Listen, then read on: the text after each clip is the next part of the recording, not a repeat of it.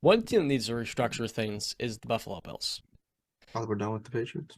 Yeah, I think we covered everything now. Yeah. Shout out Bill Belichick. The Bills won 13 games in 2022 and the AFC East, but things didn't go as we planned, as I expected in the playoffs. I felt that this team after the Damar Hamlin, um, what do you want to say? The Damar Hamlin moment, that there was some sort of force that was going to pull them to a Super Bowl and a trophy. I thought there was just so much for this team at stake, and they're going to play together, and they did in that Week 18 versus the Patriots. I mean, they had two kick return touchdowns, Nyheim Hines, in the same game. We don't see that. We haven't seen that in a decade. But then in the playoffs, look, their defense was absolutely ravaged by injuries across the board. Across the board, Von Miller, your best edge rusher. Trey White, your best corner, coming back from injury. Your best defensive tackle, stopping the run. They could have stopped a nosebleed in the playoffs. That was embarrassing. Both the Dolphin game, where Skylar Thompson would have beat them if he couldn't just make a simple read on the field, and against the Bengals, where they inevitably got run all over. And they went out with their tail in between their legs at home in the cold. We look at Buffalo, and I always felt like with this team, they're supposed to represent what it means to play physical football. But this Bills team doesn't play physical football. Their quarterback's physical. He's one of the toughest in the league. But they don't run the football. They don't have a good offensive line. At receiver, they're thin. And defensively in the playoffs or back-to-back years, they've fallen apart. I look at this Bills team, and they have a lot of questions, a lot of problems to solve. And to be honest with you guys, I don't think it's crazy to say if next year they get eliminated before the AFC Championship game, Sean McDermott's fired. So is their GM, Billy Beane. Because you look at all the moves that they've made up until this point, all the swings, that has not helped them get to the Super Bowl. And at some point, Josh Allen, you have to ask what gives, because the problems that plagued us 3, 4 years ago have not been solved yet. I don't. That's a bit much. Because listen, man, the grass ain't always greener on the other side. So I would pump the brakes on that. I mean, you're still getting to the playoffs. You're still, you know, But you have Josh Allen. What do you mean we're still getting the playoffs? The top three quarterback. in some people's eyes. In others, they're not as high on him. Not just me, other people are not high on Josh Allen. They believe that he causes a lot of problems for the Bills themselves by turning the football over a lot and not making the smartest plays all the time. So what I'll say about the Bills is, I mean, they're most likely going to be a top team in the AFC East, right? I'm liking where my Patriots are going, but I still need to see the moves to really get behind that. The Dolphins, we'll see what happens with them. If they get Baker, I'm gonna be, who's gonna be there. Uh, the Jets, we'll see. They're having convos with one Mr. Aaron Rodgers. They said they're optimistic. So the division is looking like it'll probably be even more difficult than it was last year. And the Bills have a lot of key free agents. They got Tremaine Edmunds. Well, I think they should franchise tag. I've got the rest too. If you Yeah, don't got it. Shaq Lawson, Jordan Phillips, Jordan Poyer, who's a big one, Devin Singletary, Roger Saffold. If I missed any, John, you can name them. Yeah, I I got think all the those are big the ones. yeah, I think Case those are the Keenum and Shaq yeah. Lawson. Yeah, Shaq Lawson I mentioned. So they're gonna probably miss a lot of those. They're not gonna. Jordan Poyer, I highly doubt they're gonna get. He was talking about Miami, I think a week ago. Yeah, they have no cap space, so he's gonna get in the double figure range. I know. I just think he was like, it'd be nice to play in Miami. South Beach, it's warm weather, no state income. I think it was more. I'd like There's to go no to a income place. tax, yeah, playing in a Yeah, place that doesn't take half of his paycheck. it'll take all my money away from. Yeah.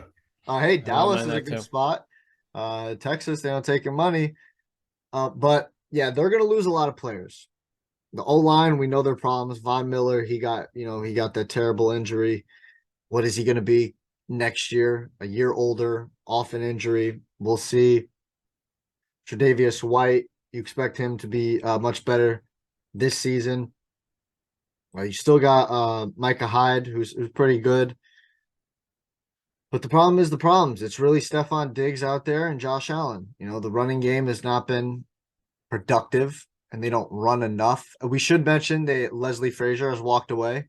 They don't really. I think it's up in the air if they expect him to come back for next season, but they just don't know right now. So they're losing their defensive coordinator, who's done a good job. I know he's had the moments that we all, talk about, the 13 seconds and et cetera, but he's still done a good job up until those moments.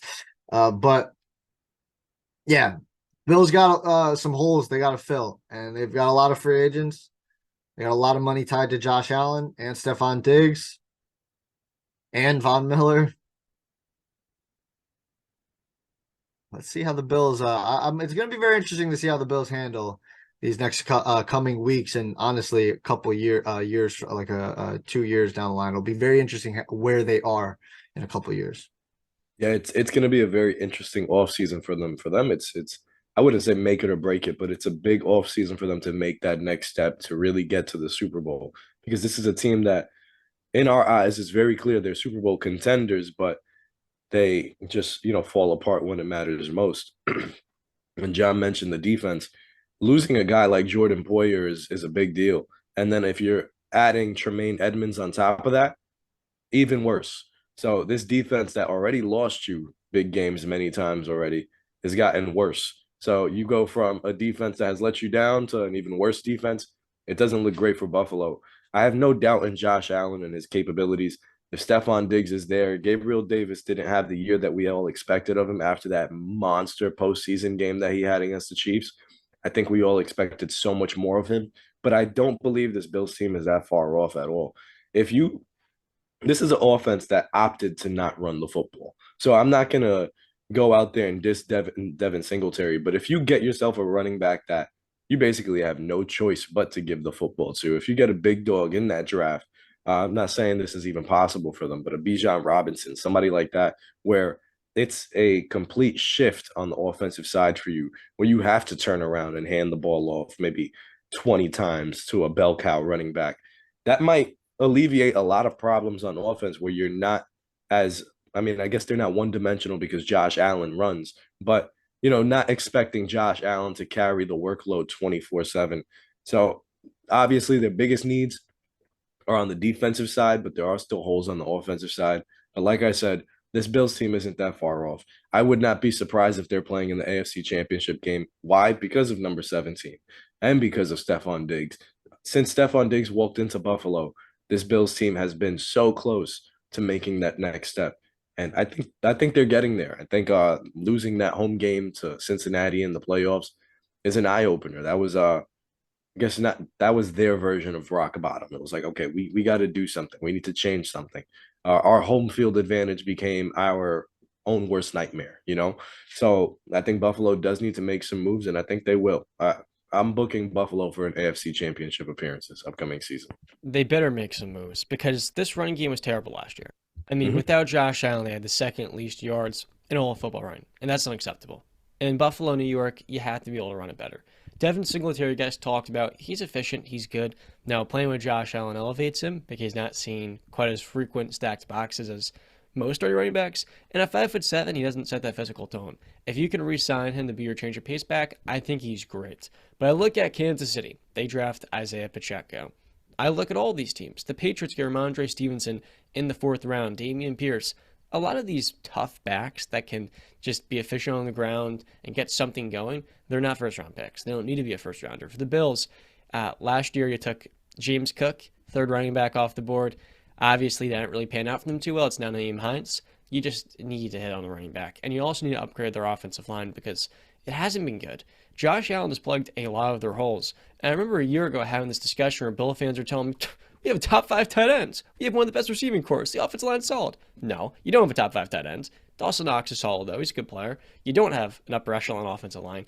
You need to work on that big time. We talked before, Roger Saffold is not the season people would have hoped at left guard coming in from the Titans. And then Deion Dawkins, he's the best player here, for a Pro Bowler, but that offensive line as a whole fell apart. And Josh Allen was running for his life. But defensively, the reason I say Sean McDermott and Brandon Beane are in the hot seat is because in the playoffs, this is a team with a defensive-oriented head coach that has been shredded up time in and time out. Against Kansas City, you give up over 30-plus points. Against New England, it was 17 points, right? You then play the Dolphins in the first round, and you give up, I'm trying to pull up the exact stat, nearly 30 points. And then you go up against the Bengals, you give 31 versus Dolphins. And the Bengals scored 27, 200-plus rushing yards on you. That's a pretty big issue. No, a lot of that can be pointed to injuries, right? Daquan Jones, their best run stopper, he plugged the middle. He was out in that game. You're missing about 4 or 5 starters, and by the end of that, you had nobody in that secondary, right? But you've also invested a lot into that defense, so you can't make excuses. And I do think next year their defense is not going to have the same personnel. I'm hoping that we can see Damar Hamlin again on a football field. Like, shout out to the ZMT, shout out to him. He was playing really well for them, and he was huge to that defense. So it sounds a little bit insensitive, like, oh, can he play football again? But that's a question for this team. He was a huge part of their last season, and especially with all their injuries, he played very well for them. And I'm hoping, like I said before, he is back on the football field. And then they also definitely need to resign Tremaine Edmunds. I mean, his size, his range, he got better and better. He's still young. That's huge. You can't lose him because if he's out that middle with Matt Milano, I mean, you're going to have an even tougher time setting a tone because now you can't run the football and maybe you can't stop the run either. So I'm hoping Buffalo can find some way. You're going to franchise tag Tremaine Edmunds, clear up some cap space, and you're not going to keep Jordan Porter, unfortunately, but you really have to hope now that Damar Hamlin can stay healthy for you. That way next year you're not losing too much off that defensive front. Yeah, just two more things. I mean, you say you'd book them for an AFC Championship game, Justin. I don't know how you see that in this AFC. I mean, you look around, that AFC is freaking loaded with a lot of quarterbacks and a lot of good teams, even in their own division, man. And second thing, I wanted to last point, and I guess we can move on after this, but I wanted to ask this question to you guys: where should Buffalo go with the 27th overall pick? You know, I'm looking at, you got defense. Should they go get a number 2 receiver for to put next to Diggs? Should they go get a running back? I know you don't like first round running backs, but 27th overall, I'm not mad at taking a running back. Or should they go O-line? If Bijan's on the board, I'm taking the running back out of Texas because he's a stud. He's probably the next Nick Chubb at 27, but he's not going to be on the board. I would take a guard for sure. The miss rate on guards is lower than tackles, and that to me is rather easy selection. I'd probably go defense. Shore up some holes there because you're not going to be able to re-sign a lot of people. If you can shore up a possible top flight safety for your future for the next 4 or 5 years, you go and get it. Yeah. But if you can get a right tackle too, I wouldn't oppose to that. Just that's kind of an issue. I mean, you can't really go wrong with any O-line pick in your first round, I guess. Yeah. Just there's some holes there, and they've got some things to ponder over for the next month and a half. Draft is end of April. Yeah, they have to hand this year's draft. If they do not, I feel like we're going to come back next year and have the same exact thing to say about the Bills. Still can't run the football, still don't have a good offensive line, and a defense that perennially gets injured, is older. I mean, the Von Miller contract is not looking good either, given his age. You really paid Von to get these first 2 years. And these first 2 years, he's going to be rehabbing from a torn ACL. Contract looked good. Then football happened. I didn't think it looked good. I thought it would be good in the first year. No, I'm talking about it looked good because he was playing at an elite level, and then an injury happened, and that's what happened. Because you paid him to, be that guy to make those big time plays. Because we know Von Miller is a big game hunter. And without him, quick question, since we speak so much about the running backs when it comes to Buffalo.